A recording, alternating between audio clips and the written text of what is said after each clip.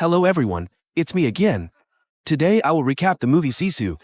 This man was determined to kill the Nazis because they stole his gold.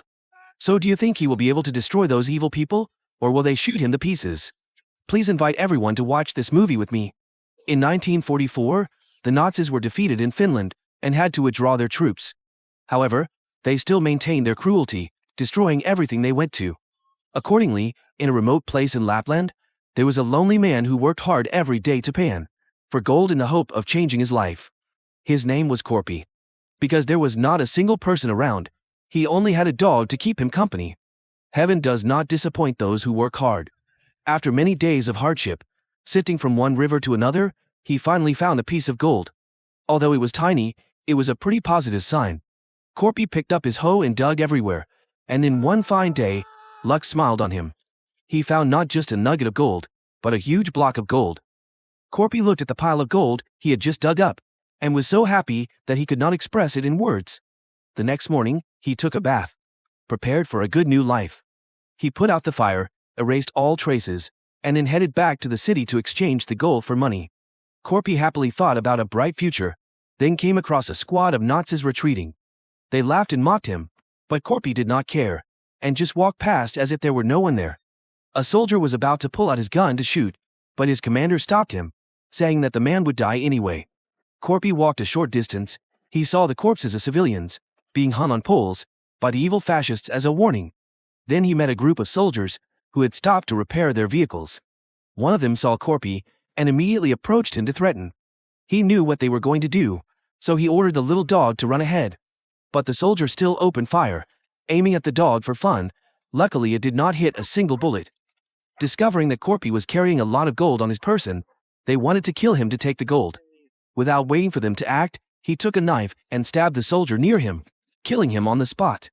Seeing this, the other soldiers quickly brought out their guns, but this old man was not afraid at all, but single-handedly destroyed them all, using everything he could get to defend and attack the soldiers. In no time, the soldiers were lying on the ground. Hearing the gunshots, the German squad turned back to see what was happening and found that their comrades had all died. The dying soldier gave Commander Heldorf a piece of gold, and then told him everything that had happened. Knowing that Korpi was carrying a lot of gold, Heldorf became greedy and determined to steal it. The Nazis fired cannons and guns continuously to force him into the minefield they had set up. Sure enough, Korpi's horse accidentally stepped on a mine, and it was blown to pieces. Luckily, he was still safe and sitting up. The pile of gold was scattered everywhere due to the explosion. When the Nazis saw the gold, their eyes lit up, and they wanted to possess it. When Korpi finished picking up the gold, Heldorf ordered his men to finish him off. But before he could pull the trigger, Korpi threw a rock at the landmine in front of him, causing smoke and dust to fly everywhere.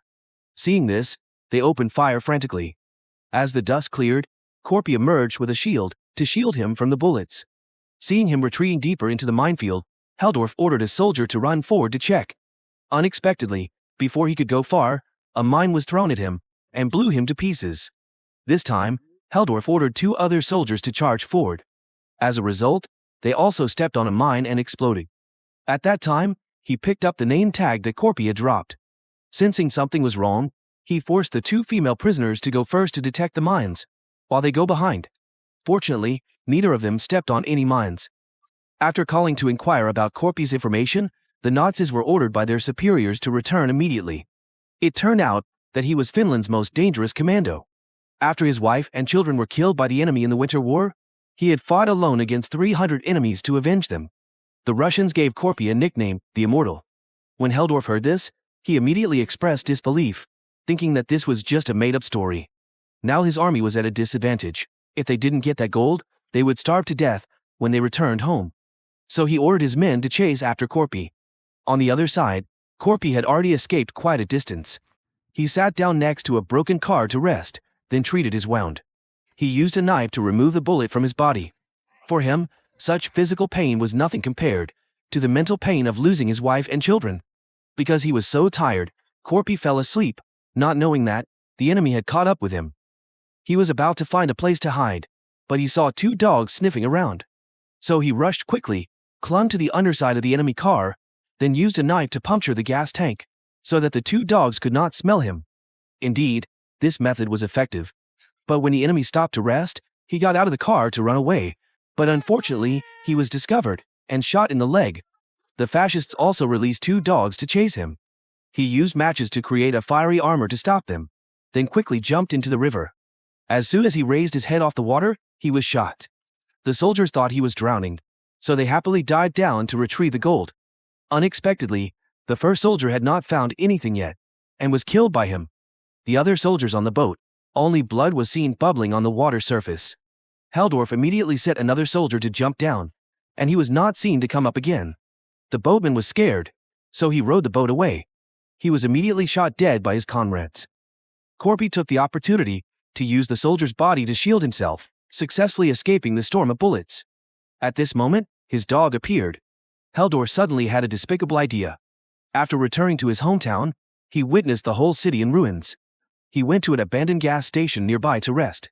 Just as he was about to fall asleep, he heard his pet dog's voice, so he woke up to check. But before he could rejoice, he discovered a burning bomb attached to its back. He threw the bomb away, but the shockwave from the explosion was so great that it knocked him unconscious. Heldorf finally caught him. He ordered his men to hang Korpi from a pole. The soldier took off his hat, showing respect to him. Heldorf went to check if he was dead, then took the gold and left. However, Korpi was not so easily harmed. He put his feet on a nail to create a temporary support, helping him survive. The next morning, a Nazi plane landed, looking for fuel. The strong vibration caused Korpi to fall to the ground. One of the pilots saw this and pulled out his gun to kill him. But Korpi kicked him, and he fell headfirst into a rock, dying on the spot. The other pilot was hit in the head with a brick and knocked unconscious. He held the remaining gold in his hand, feeling very angry at the bastards who had stolen his gold. At this moment, the pilot woke up. Korpi looked at he and had a very bold idea. But first he had to treat the wound. He used a match to burn 9 small wounds to stop the bleeding, then used steel wire to sew up the large wound, poured gasoline to disinfect it. The pilot was extremely terrified when he saw this. Then, Korpi forced him to fly the plane, searching for the other fascists. On this side, the soldiers were happily returning, when the plane blocked their way. They went to check and found the pilot's body. However, they found this death to be unusual. Seeing the rope they used to hang Korpi yesterday in the plane, Heldorf was immediately scared. He could not believe that Korpi could escape death, and was looking for him. So he ordered his men to quickly leave this place. At that time, in the car, the short-haired female prisoner suddenly smiled mysteriously, then told the fascists about a legend that never knew how to give up. She said that, "You guys think you killed him. That was a very stupid mistake, because he will come here and kill each of you." Before he could finish listening to the story, a soldier was dragged out of the car, then ran over by the car. Korpi gently climbed into the truck, gave the weapons to the female prisoners. Then, he killed the driver, and let the short-haired girl drive the car. She stepped on the brakes to help him easily approach the enemy tank. She accelerated to race with the car in front. The enemy's troop transport vehicle had not yet understood what was happening, when the female prisoners took out their guns and killed each one. On the other side, Korpi used a gold-digging pickaxe and continuously knocked on the tank. The soldiers inside were extremely panicked at this time. One of them risked his life to stick his head out and shoot, but the whole magazine did not kill Korpi. Instead, he was knocked off the car and kicked in the face by the old man. At this time, 2 fascists came from somewhere on a motorbike. As soon as they saw the immortal, they threw down their weapons, left the car behind, and ran away. This was their right choice. Korpi spared the soldier, then took the motorbike to chase Heldorf.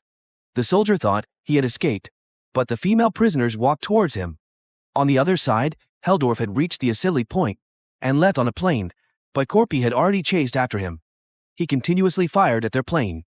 Heldorf was extremely anxious and scared. The plane took off. However, Korpi had promptly used a gold pickaxe to hack into the plane. The Nazis thought they had successfully escaped, but they did not expect that Korpi was very close. After a while of struggling to hang on, he finally chopped a hole in the plane and climbed up. Heldorf saw the movement, and immediately behind to check. Seeing Korpi, he immediately madly rushed to attack. Although Korpi was once an invincible warrior, he was now old and covered in injuries, so he was quickly overwhelmed by Heldorf, and he was beaten to the point of being unable to stand up. However, Heldorf only needed a moment of distraction. Korpi took the opportunity to grab the rope in his hand, then hooked it to the bomb, and let it fall freely. So he received an extremely miserable ending. But Korpi had not yet had time to rest. The pilot died. So he quickly took the bag of gold, then found the rope to tie himself tightly, creating a safety belt before the plane crashed. And once again, he escaped death spectacularly. At the end of the movie, Korpi went to the bank, exchanged the gold for cash.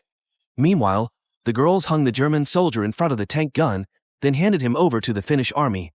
The movie ends here. Thank you very much for your support, so that the channel can develop like today.